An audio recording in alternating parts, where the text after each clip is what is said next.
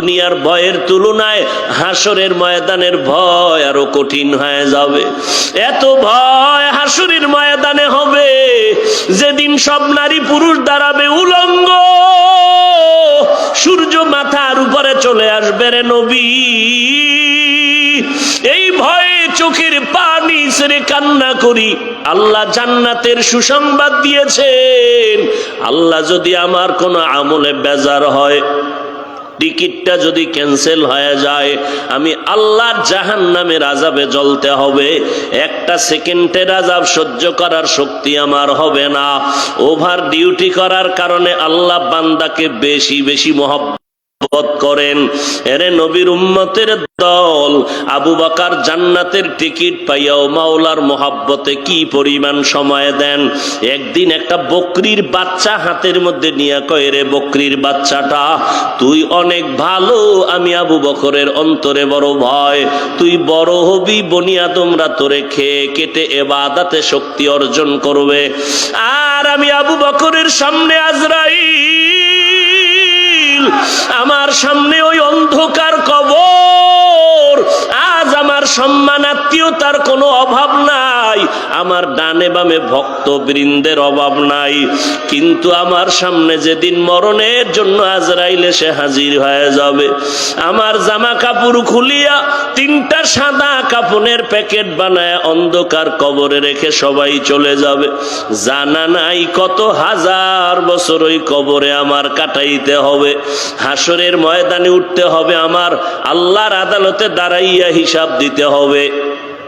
ও বকরির বাচ্চা, তোমার তো হিসাব নাই, জান্নাত নাই, জাহান্নাম নাই। আমি আবু বকরের ভয়, আমার উপরে জান্নাত, এক পার্শ্বে জাহান্নাম। আল্লাহ যদি আমাকে দয়া না করেন, আমি জান্নাতের দরজায় যেতে পারবো না। মদিনার নবী বলেন, 500 বছর ইবাদত করনেওয়ালাকে আল্লাহ একদিন হাসরের ময়দানে ডেকে বলবেন, এ ইবাদত করনেওয়ালা, তুমি জান্নাত চাওনি? বলে চাই। কেমনে চাও? আমি মাওলার দয়া নাকি ইবাদত? কয় ইবাদত। আমার আপনার দয়া নয়, আমার 500 বছরের ইবাদতের বিনিময়ে জান্নাত দান করবেন। আল্লাহর নবী বলেন, এই কথা বলার পরে আল্লাহ বলবে, ফেরেশতা, এই ইবাদত করনেওয়ালাকে একটু সাইডে নিয়ে দাঁড় করাও। কিছু দূর নিয়ে বসায় রাখা মাত্র হঠাৎ দেখবে শরীরের মধ্যে গরম তাপ আসতেছে, জাহান্নামের আগুনের গরম, সূর্যের গরম। হঠাৎ কলিজা শুকায় যাবে, পানির পিপাসা লাগবে, জিজ্ঞাসা করবে, একটু আমাকে পানি দাও। আল্লাহ বলবে, ফেরেশতা, এক গ্লাস পানি নিয়ে তার সামনে ঘুরো। ফেরেশতা পানি নিয়ে বলবে, নাও, কার পানি লাগবে? 500 বছরের ইবাদত করনেওয়ালা বলবে, আমাকে একটু পানি দাও। এমনি দিব না। কেমনে দিবা? বলে, বিনিময়ে দেওয়া লাগবে। এক গ্লাস পানি আমার বিনিময়ে যদি দাও, 500 বছরের ইবাদত হলো আমার এক গ্লাস পানির দাম। আল্লাহর বান্দা বলবে, আমি আগে জীবনটা বাঁচায় নেই, আগে আমারে পানি দাও, ইবাদত নিয়ে যাও 500 বছরের। এবার পানির পিপাসা মিটবে না, বলবে, আরেকটু পানি দিবানি? কয় ইবাদত দাও, দিব। কয় ইবাদত নাই। কয় পানিও নাই। এই অবস্থায় বান্দা মাওলার দরবারে সিজদায় পড়ে বলবেন, ও দয়ার মালিক, দয়া করে মাফ করে দাও। এক গ্লাস পানির দাম যদি 500 বছরের ইবাদত দিতে হয়, এই জীবনে তো কম পানি পান করি নাই, এই জীবনে তো কম পানি অপচয় করি নাই। চিন্তা ভাবনা করে যে ফলাফল আসলো, তোমার দয়া আর রহমত ছাড়া জান্নাত পাওয়া যাবে না। আল্লাহর নবী বলেন, বান্দা যখন আল্লাহর দয়ার কাছে বিনয়ী হয়ে যাবে, আল্লাহ বলবে, যা, আমার দয়ায় তোরে জান্নাত দিয়ে দিলাম। আতিনা ফি দারে দুনিয়া না হাসান, আতিনা ফি দারে উকবা না হাসান, ইয়া গিয়াসাল মুস্তাগীসিন ইহদিনা লাফতিখারা বিল উলুমে ওয়াল গিনা। ইবাদত করলে বাহাদুরি করার কোনো কায়দা নাই, বরং আল্লাহর মোহাব্বত আসবে ইবাদতের মাধ্যমে। তবে মূল ইবাদত না, আল্লাহর মোহাব্বত বেশি আসবে ওভার ইবাদত করার দ্বারা। ওভার ইবাদত মানে 5 ওয়াক্ত নামাজ পড়া মূল ইবাদত, মূল ডিউটি। ইশরাক আওয়াবিন চাষ তাহাজ্জুদের নামাজ ওভার ডিউটি। রমাজানে রোজা রাখা মূল ডিউটি, অন্য সময় রোজা রাখা ওভার ডিউটি। যেই বান্দা ওভার সময় দিয়ে আমার আল্লাহর ইবাদত করবে, আমার আল্লাহ তাকে এমন আলাদা পাওয়ার দান করবেন যেই পাওয়ার সাধারণ কোনো মানুষ পাবে না। এই জন্য আল্লাহর নবী পর্যন্ত যার গুনাহ নাই, ওই নবী সারা রাত ইবাদতে কাটায় দিয়েছেন। আল্লাহর ইবাদত করি আবার কান্না করেছেন। আবু বকর কান্না করেছেন, কারণ আপনি আমি ইবাদত করি কিন্তু বাহাদুরি করার সুযোগ নাই। যারা জান্নাতের টিকিট পেয়ে গেলেন এরপরও তারা জীবনভর কান্না করেছেন। আপনার আমার কোনো এলেম নাই, আমল নাই, ইবাদত নাই। হিসাবটা যদি একটু চিন্তা করে দেখি, হিসাব মিলাইতে থাকি, আমার এই 40-50 বছরে জীবনে যেইভাবে নামাজ পড়া দরকার একটা দিনও সেইভাবে আল্লাহকে সেজদা দিতে পারি নাই। যেই সেজদা দিলে আল্লাহ কুদরতের কদম আমার কপালে ঢুকাইয়া দিবেন, ওই খেয়ালে আমি সেজদা দিতে পারি নাই। যেইভাবে আল্লাহরে ডাকা দরকার আমার আল্লাহ শুনবেন, ওইভাবে ডাকতে পারি নাই। ডাকতেছি, জবানে জিকির করতেছি, আবার গীবত শেখায়াত মিথ্যা কথা বলতেছি, অন্তরে কিবির হাসাদ হিংসা নিয়ে চলতেছি। এই জন্য ইবাদত যাও করলাম মনে হয় যেন তারও কোনো অস্তিত্ব আল্লাহর কাছে নাই। অতএব আমাদের কি পরিমাণ কান্না দরকার, কান্না করতেছেন।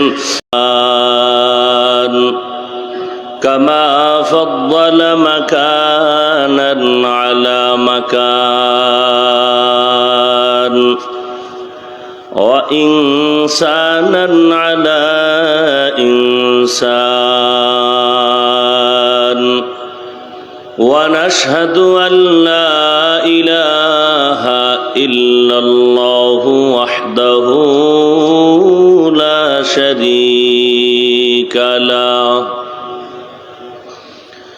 লা জিদ্দা লাহু ওয়া লা নিদ্দা লাহু ওয়া লা মিসলা লাহু ওয়া নাশহাদু আন্না সাইয়্যিদানা ওয়া সানাদানা ওয়া হাবিবানা ওয়া হাবিবা রাব্বিনা وطبيبنا وطبيب قلوبنا ومولانا محمدا عبده ورسوله الذي أرسله بالحق بشيرا ونذيرا وداعيا إلى الله بإذنه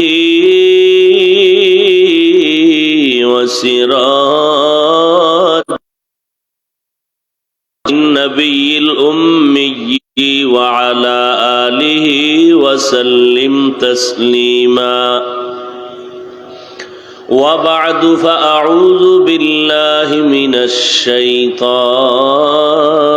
الرجيم بسم الله الرحمن الرحيم وما خلقت الجن والإنس إلا ليعبدون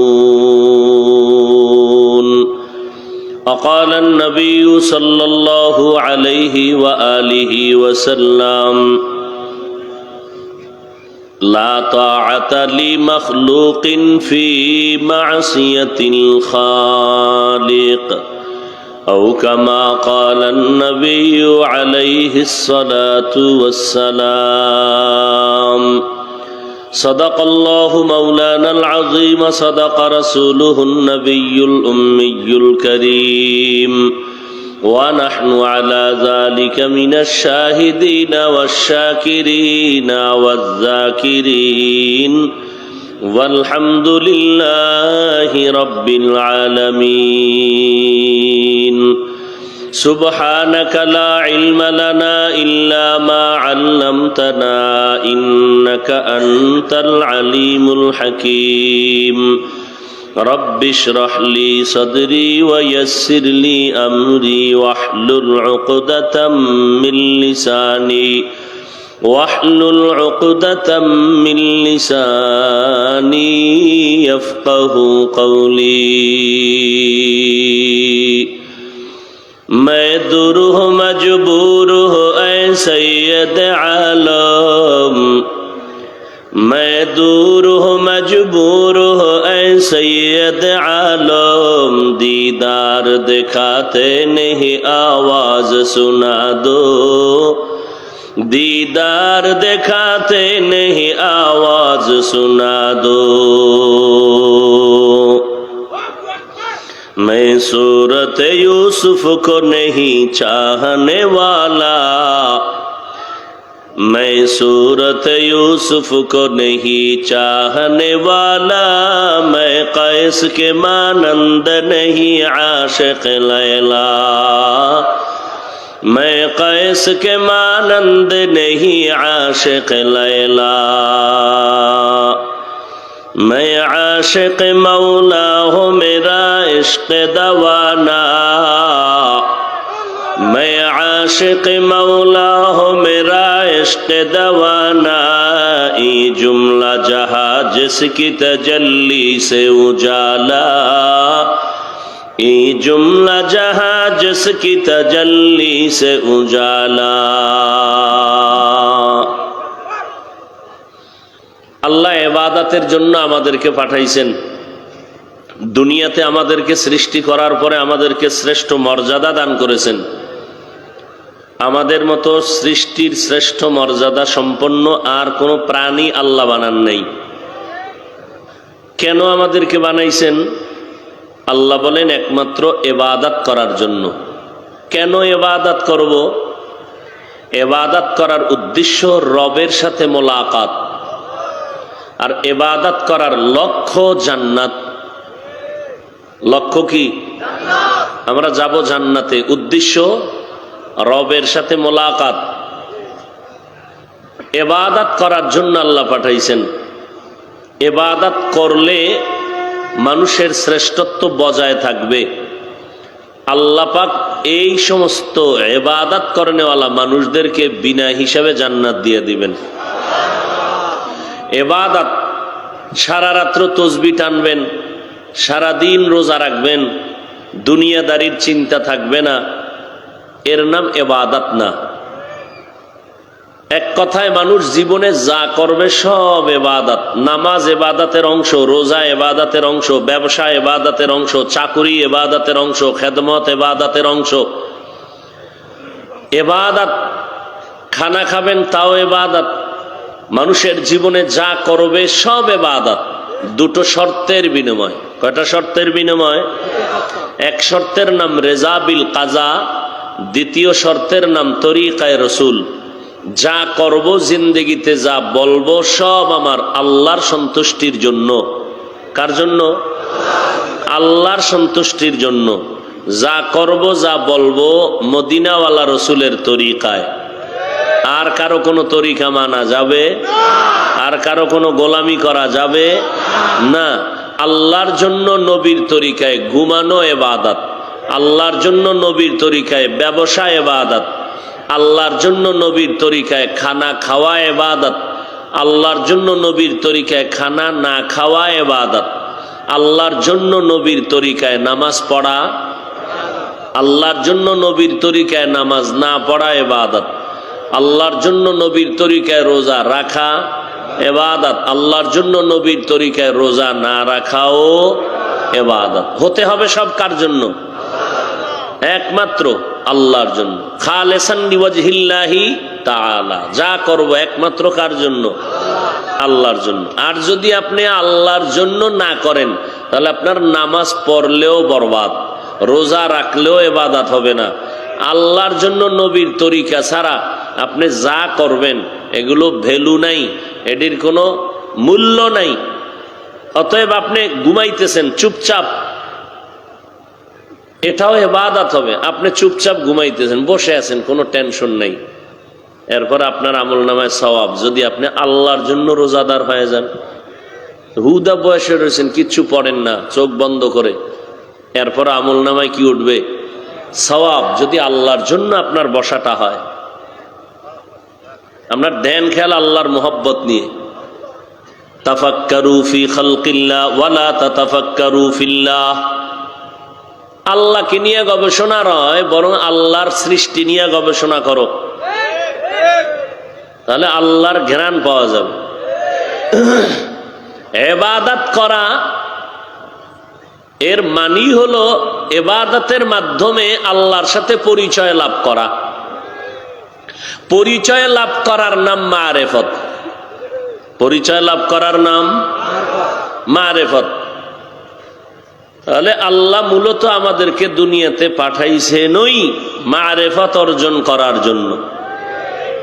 না, আমার দেশে একদল বলে মারেফত বলতে কিছুই নাই। এটা কেমন হইছে? দুধের মধ্যে মাখন, ছানা, ঘি আছে না নাই? একজনে শুইনা বলে সত্যি, বলে সত্যি। পার্সেন্ট কত? বলে 100। এবার দুধের ভেতরে হাত দিয়া খুঁজতেছে মাখন, 1.5 ঘন্টা খুঁজতে খুঁজতে মাথা গরম হয়ে গেছে। বলে তুমি আসলে একটা তাজা মিথ্যাবাদী। আমি 1.5 ঘন্টা খুঁজলাম, দুধের ভেতরে এক চিমটি মাখন নেই। এখন ওই লোকের কথা আপনি মিথ্যাবাদী? দুধে মাখন আছে, দেখা যায়, ধরা যায়, বের করার সিস্টেম আছে না নেই? ঠিক আল্লাহর ইবাদতের মধ্যেই মারেফত। দেখাও যায় না, ধরাও যায় না। বলে দুধের মধ্যে মাখন আছে, দেখাও যায় না, ধরাও যায় না। বের করার সিস্টেম, বের করার সিস্টেমের নাম মুজাহাদা। বের করার সিস্টেমের নাম মুজাহাদা করো, প্রচেষ্টা চূড়ান্ত। ঠিক শরীয়তের মধ্যে আল্লাহর মারেফত আছে। মারেফত খুঁজতে থাকো, মেহনত করো, মুজাহাদা করো, মুরাকাবা করো, মুশাহাদা করো। এক সময় দেখবা মারেফতের দরজা খোলা, একটা দৌড় দিয়ে দেখবা রবের সাথে মোলাকাত হয়ে গেছে। কথা বুঝেননি? ঢাকার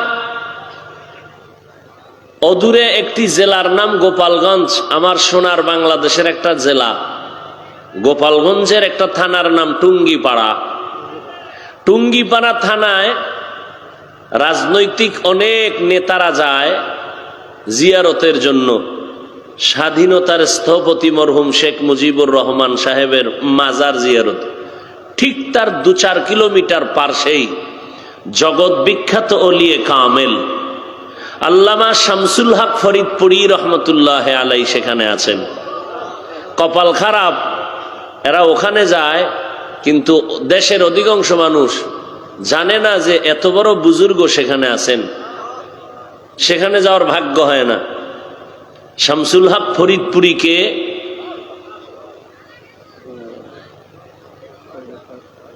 এর জীবনী আমি বয়ান করলে অনেক টাইম চলে যাবে। শামসুল হক ফরিদপুরি মানুষ গড়ার কারিগর। মানুষের মতো একটা মানুষ গড়ে দিয়ে গেছেন ফজলুল করিম রহমতুল্লাহ আলাইকে। ফজলুল করিম রহমতুল্লাহ আলাই চরমনের স্টেজে বলতেন যে আমি কিছু লেখাপড়ার পড়লেও মনে কম থাকতো। শামসুল হক ফরিদপুরি একটা থাপ্পড় দেওয়ার পরে আমার জেহেন খুলে গেছে। এই মারেফত যারা বুঝে না, এরা ফতুয়া দিবে আমরা গোমরাহ। কারণ যারা মারেফত বিশ্বাস করে না, এরা এটাই বলবে। অথচ আমি তো চ্যালেঞ্জ করে বললাম, আল্লাহ মানুষ বানাইছে নই মারেফত অর্জন করার জন্য।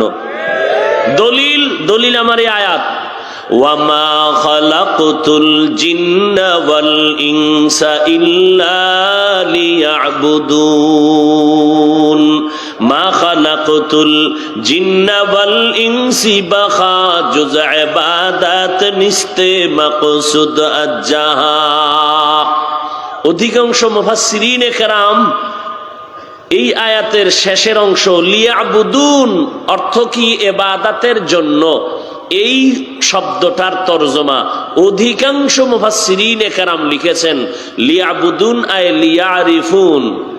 আরাফা ইয়ারিফু থেকে মারেফত, আল্লাহ মানুষ বানাইছেন তার মারেফত অর্জন করার জন্য। মারেফত মানে আল্লাহর পরিচয় লাভ করা। কারণ এত বয়ান চলে, এরপরও আমগো আল্লাহর সাথে সম্পর্ক দুর্বল। কেন? আল্লাহরে ভালো করে চিনি না, আল্লাহকে চিনার জন্য কোনো ফিকির নাই। আল্লাহ চিনার ফিকিরের মজলিস হলো এই মজলিস।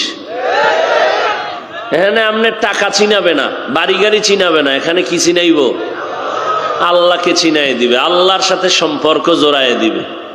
এখানে আল্লাহ পরিচয় ছাড়া আর কোনো আওয়াজ নাই। আল্লাহকে চিনো, আল্লাহকে। হযরত আলী রসুলের সাহাবী, 10 বছর বয়স, নবীর হাতে গিয়া কালেমার দাওয়াত গ্রহণ করলেন। নবী দোয়া করে দিলেন আলীর জন্য। অল্প বয়সে আল্লাহ পাকে এত ইলম দান করেছেন।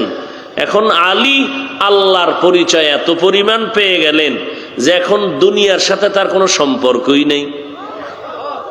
পায়ের মধ্যে তীর ঢুকে গেল যুদ্ধের ময়দানে, তীরটা টানতেছে, উঠানো যায় না। নামাজে দাঁড়ায় গেলেন।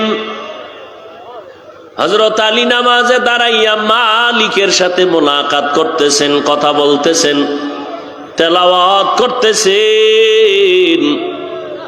কয়েকজন সাথীরা তীরটা টেনে নিয়ে গেলেন। আলী নামাজ শেষ করলেন, নজর করে দেখে পায়ের মধ্যে তীর নাই। বলে তীর কই? বলে আমরা টেনে নিলাম। আলী বলেন আল্লাহর কসম আমি বিন্দু থেকে বিন্দু অনুভব করতে পারি নাই। কেমনে বুঝামু বিপরীত লাইনের মানুষগুলোকে? সন্তান অসুস্থ হয়ে গেল, বাবায় পাগল। রাত্র 2টার সময় সন্তান অসুস্থ, মা কান্না করে, বাবাও কান্না করে, পাগলের মতো হয়ে গেল। কই ডাক্তার পাবো? এই মুহূর্তে সব দোকান বন্ধ, ফার্মেসি বন্ধ, ডাক্তারেরা ঘুমায়। মায়েরও ঘুম নাই, বাবারও ঘুম নাই, কান্নার আওয়াজ। মা বলে ও স্বামী তাড়াতাড়ি দৌড় দাও, আমাদের আশেপাশে কোনো ডাক্তার আছে কিনা তাড়াতাড়ি ডাক দিয়া নিয়ে আসো। বাবা এমন একটা দৌড় দিছে, দৌড়াইয়া ডাক্তারের পায়ে হাতে ধইরা নিয়ে আসলো। ডাক্তার আইসা সন্তানের প্রাথমিক চিকিৎসা দিল, বাচ্চাটা একটু সুস্থ সুস্থ ভাব। আবার বাবায় সন্তানের বিছানায় সুস্থ রাখিয়া ডাক্তারের বাসা পর্যন্ত দিয়ে আসলো। এবার টেনশন একটু কি মুক্ত, এখন বইয়া সন্তান একটু সুস্থ, পেরেশানি কমে গেছে। এবার নিচে বৈশা বাতি জ্বালায় দেখে লঙ্গির এক চিপা দিয়া ছিঁড়ে গেছে, পায়ের মধ্যে রক্ত। আরে রক্ত কেন? হঠাৎ করে নজর করে দেখে কাটার আঘাত লেগেছে। কখন লাগলো? আল্লাহর বান্দা বলে আমি টেরই পাই নাই কখন কাটা ঢুকলো, রক্ত বের হলো। কারণ টের না পাওয়ার কারণ কি? কয় আমার অন্তরের ভিতরে সন্তানের মোহাব্বত গালে হয়ে গেছে, সন্তানের মায়া মোহাব্বত এতটা প্রবল হয়ে গেছে, কাছে দিয়া পাও কাটলো, কাটা ঢুকলো, বাবায় বলতেই পারে না রক্ত কোথার থেকে আসলো। দুনিয়ার সন্তানের মায়ায় যদি অন্য কিছু বান্দার অনুভব করার টাইমই না থাকে, ও যার অন্তরে আমার মালিকের মোহাব্বত গালে হয়ে যাবে। আল্লাহর মোহাব্বত যার অন্তরে গালে, ডানে বামে সামনে পেছনে যখন বান্দা আমার মাওলার কুদরতের মুরাকাবা করে, যেদিকেই তাকায় বান্দা শুধু আমার মাওলার মোহাব্বত ছাড়া কিছুই দেখে না। এত বান্দা এখন আল্লাহর মোহাব্বত এই পরিমাণ গালেব, কখন রাত হলো বান্দা বলতে পারে না, কখন দিন হলো বান্দা বলতে পারে না। উজানির জমিনে ঘুমন্ত ওলিয়ে কামেল কারি ইব্রাহিম রহমাতুল্লাহ আলাই বরিশালে ইসহাক রহমাতুল্লাহ আলাইর বাড়িতে গেলেন মেহমান, খানা দিলেন, খাইলেন। খানার পরে বলে বাবা ইসহাক আমারে কি খাওয়াইলা? কয় কোরমা, বিরিয়ানি, পোলাও। হুজুর বলেন আস্তাগফিরুল্লাহ, আমারে যা খাওয়াইছো আমারে সর্বনাশ করছো। কয় আপনিই তো খাইলেন। কয় আল্লাহর কসম কি খাইছি আমি জানি না। আউলিয়ারা কারে উকবা इख्तियार जाहिलारा करे दुनिया इख्तियार या इलाही तू मेरा माबूद है या इलाही तू मेरा माशूक है। শামসুল হক ফরিদপুরি রহমাতুল্লাহ আলাইহি বলেন, ও দুনিয়ার মানুষ, একটা মানুষ জমিনের মধ্যে নাই যেই মানুষটা আসলে পাগল না। দুনিয়াতে যত মানুষ দেখো সব পাগলামির বেড়াজালে আবদ্ধ। দুনিয়ার সবাই কি পাগল? সবাই পাগল। এমন একটা মানুষ নাই যেই মানুষটা পাগল না। বলে কেমন? কিছু মানুষ দেখবা গাড়ি বাড়ির পাগল, কিছু মানুষ দেখবা ক্ষমতার চেয়ারের পাগল, কিছু মানুষ নারীর পাগল, কিছু মানুষ চেয়ারের পাগল, ক্ষমতার পাগল, টাকার পাগল। সবাই কি পাগল। আর যে যেই জিনিসের পাগল ওই জিনিসটা নিয়েই জিকির আর ফিকির। ঘুমের ভিতরেও টাকার পাগল আলা খালি টাকাই দেখে, নামাজের ভেতরে দাঁড়াইয়াও টাকা টাকা টাকা। যেই বান্দা ক্ষমতার পাগল সে সব সময় ক্ষমতার চেয়ার দেখে, ঘুমের ভিতরেও মনে করে আমি বিলকিসের সিংহাসনে আছি। যেই লোকটা নারীর পাগল 24টা ঘন্টা ওর দেহ ওর মন ওর তন শুধু নারী নারী আওয়াজ। এই জমিনে আল্লাহর ওলি শামসুল হক রহমাতুল্লাহ আলাইহি বলেন, একদল মানুষ আছে এরা আলাদা পাগল। এরা টাকার পাগল না, বাড়ির পাগল না, গাড়ি বাড়ির পাগল না, সম্মানের পাগল না, ক্ষমতার পাগল না। এই মানুষগুলো একমাত্র আমার আল্লাহ তাআলার পাগল। নারীর পাগল 24 ঘন্টা নারী আর জিকির ফিকির চলে। যেই লোকটা গাড়ির পাগল 24 ঘন্টা গাড়ির জিকির ফিকির চলে। যেই লোকটা ক্ষমতার পাগল 24 ঘন্টা ক্ষমতার জিকির ফিকির চলে। এই জমিনে যারা আমার মাওলার হাকিকতে পাগল হবে, ওই লোকটার 24 ঘন্টা জবানে অন্তরে রুহের ভেতরে শুধু আমার আল্লাহরে নিয়ে জিকির আর ফিকির চলে। ওই বান্দা যেদিকেই তাকে আমার আল্লাহকে তালাশ করে। ওই বান্দা ঘুমাইতে গেল আমার আল্লাহর স্মরণ করে, বান্দা হাঁটতে গেল আমার আল্লাহর স্মরণ করে। দুনিয়ার সব পাগলেরা সব বিষয় জিকির ফিকির নিয়ে চললে দোষ নাই। আল্লাহর পাগলেরা আল্লাহর জিকির করলে বলো কেন অন্যায় হবে? আশেকারা মিল্লাত মযহব খুদাস্ত, আশেকারা মিল্লাত মযহব জুদাস্ত। আল্লাহর ইশকের নাম আগুন। আল্লাহর ইশকের নাম কি? এটা এমন আগুন যে দুনিয়ার সব আগুন থেকে বড়। দুনিয়াতে যত আগুন আছে সেই আগুন কেউ নিভাইয়া দেয় আল্লাহর ইশক ও মুহাব্বতের আগুন। আর এই ইশক আর মুহাব্বত তৈরি হবে আল্লাহর ইবাদতের দ্বারা। কিসের দ্বারা? ইবাদত। আল্লাহকে পাওয়ার মুজাহাদা, চেষ্টা করা, ধ্যান করা। যে নামাজটা পড়লাম কেন? আমার আল্লাহর সাথে কথা বলার জন্য, আল্লাহর সাথে মোলাকাতের জন্য আমার নামাজ। আল্লাহর পরিচয় যখন এসে যাবে তখন বান্দার সাথে দুনিয়ার সম্পর্ক থাকবে না। তখন তার লকব হবে জাহেদ, দুনিয়া বিমুখ, দুনিয়ার কোনো চিন্তা নাই। এই অবস্থা তৈরি করার জন্য লাগবে ইবাদত। আর ইবাদতের নিয়ম কানুন পদ্ধতি শিখার জন্য লাগবে ওলামায়ে আহলে হক। ওলামায়ে, এই জন্য আল্লাহওয়ালাদের কাছে যাওয়া, কারণ তাদের কাছে যে আল্লাহ পাওয়ার দিছেন, এই পাওয়ার সাধারণ মানুষের কাছে। ওয়ামা খালাকতুল জিন্না ওয়াল ইনসা ইল্লা লিয়াবুদুন। আল্লাহর সাথে আমরা মোলাকাত চাই কিনা? কিন্তু সম্ভব না দুনিয়ায়। দুনিয়ায় মোলাকাত হবে না। হযরত আলীকে প্রশ্ন করা হলো, আলী, ওযু করলে হযরত আলীর চেহারা বিবর্ণ হয়ে যাইত, কি ব্যাপার? হযরত আলী বলতেন, আমি মালিকের দরবারে হাজিরা দেওয়ার জন্য রেডি হয়ে গেলাম, এই ভয় আমার চেহারা বিবর্ণ হয়ে যায়। কারণ দুনিয়ার কোনো মালিক না, তিনি হলেন আহকামুল হাকিমিন রব্বুল আলামিন। ওই ধ্যান, ওই মোরাকাবা আমার অন্তরে যখন শুরু হয়, চেহারা বিবর্ণ হয়। বলে আলী, তুমি যে আল্লাহর ইবাদত করো, কোনোদিন সে আল্লাহরে দেখছো নাকি বলো? হযরত আলী বলে, রে ভাই, আমি এমন আল্লাহর ইবাদত করি না যেই আল্লাহরে আমি দেখি না। বলে আল্লাহরে দেখে ইবাদত করো? বলে হ্যাঁ করি। বলে তা আল্লাহ কেমন বলো? বলে হিচে কাসদর মুলকে উ আম্বাজনে কৌলে উরা লাহনে নে আওয়াজ নে হিচে কাসদর মুলকে উ আম্বাজনে কৌলে উরা লাহনে নে আওয়াজ নেই। আল্লাহর কোনো লাহান নাই, কোনো আওয়াজ নাই, কোনো আকৃতি নাই, কিচ্ছু নাই। দেখবা কি?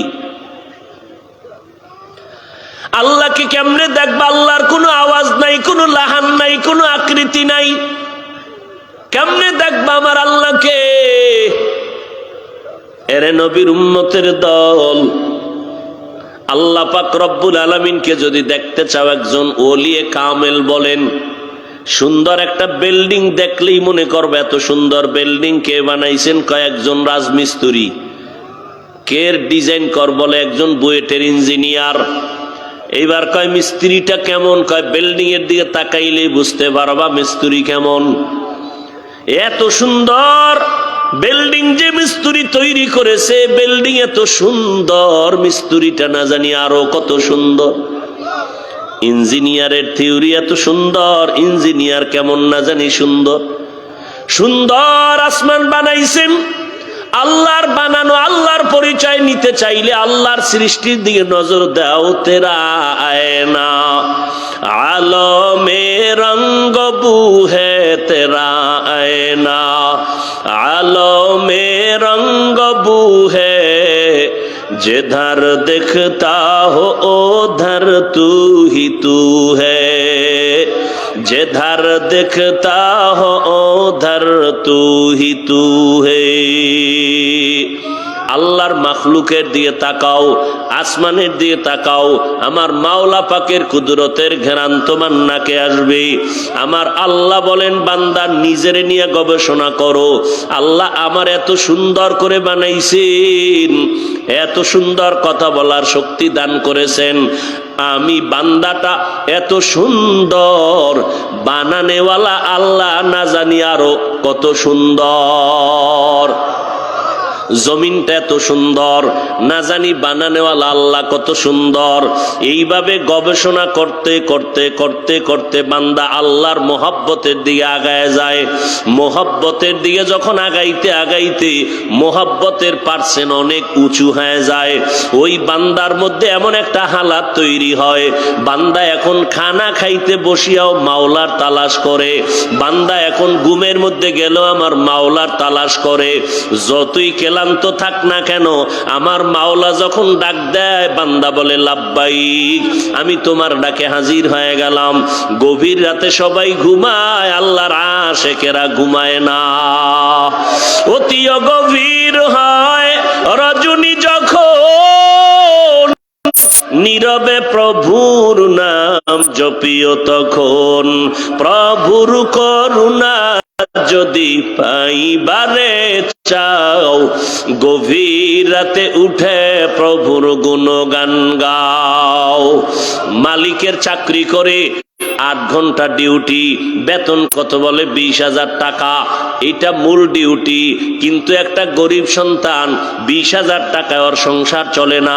চট্টগ্রামের শহরে ভাড়া দিয়া থাকে, ঘর ভাড়াও হয় না, 3-4টা বাচ্চা, চলে না তার পেট। 20,000 টাকায়, 20,000 টাকার 8 ঘন্টা ডিউটি করতে গিয়াও ওই গরিব সন্তানটা আরো আলাদা ওভার ডিউটি করে।